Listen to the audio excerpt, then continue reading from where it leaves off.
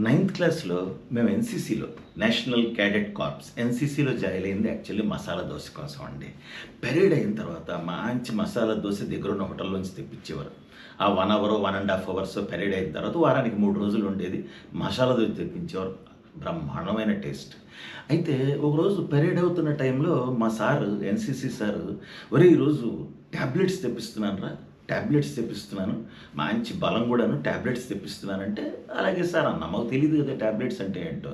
Parade అయ్యేటప్పటికి ఇడ్లీలున్నాయి అక్కడ. ఇడ్లీలు తెప్పించాడు మసాలా దోస ప్లేస్‌లో. ఏంటి సార్ ఇవి అంటే, నేను చెప్పాను కదరా టాబ్లెట్స్ తెప్పిస్తున్నానని.